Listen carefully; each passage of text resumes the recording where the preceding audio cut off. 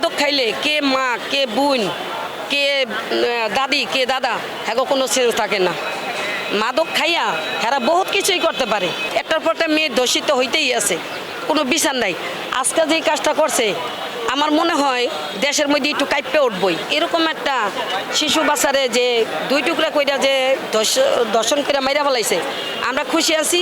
এরকম যদি কোনো এলাকার মধ্যে একজন কি দুইজন এরকম ছেলে এরকম অন্যায় করে, হ্যাঁ যদি এরকম ফাঁসি দেয় দর্শকের সামনে, কারণ আম দেখা যায় এই যে ফাঁসি রয়েছে পরে দেখা যায় ছাড়া পেয়ে গেছে গা, এরকম না।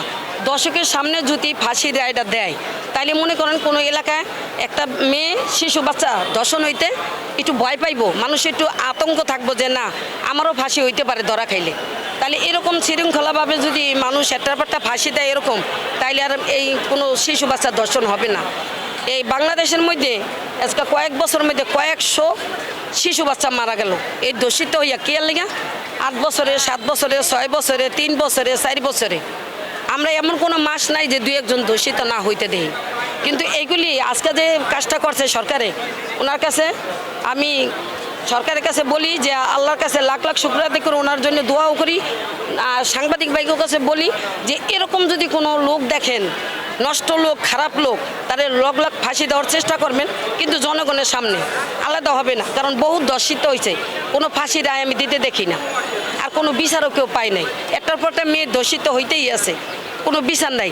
আজকে যে কাজটা করছে আমার মনে হয় দেশের মধ্যে একটু কাঁপে উঠবই, মানুষের বুক একটু কাঁপলেও কাঁপতো যদি 10 জনের সামনে, দর্শকের সামনে, আমাদের সামনে, মাইসের সামনে যদি এই লাশগুলি মানুষে দেয় জনগণে।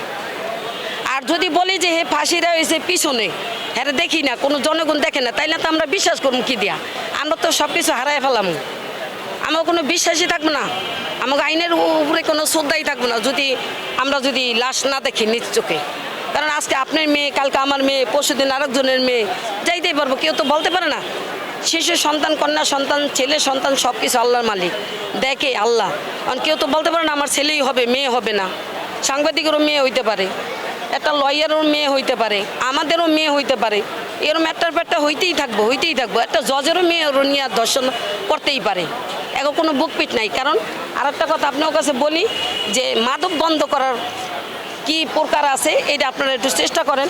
আর সরকারের কাছে আমার আবেদন এইটাই, মাদক খাইলে কে মা কে বোন কে দাদি কে দাদা হ্যাঁ কোনো সেন্স থাকে না। মাদক খাইয়া হেরা বহুত কিছুই করতে পারে। এই মাদকটা বন্ধ করলে মনে করেন দেশের জন্য একটু শৃঙ্খলাভাবে, শান্তি শৃঙ্খলাভাবে থাকতে পারবো।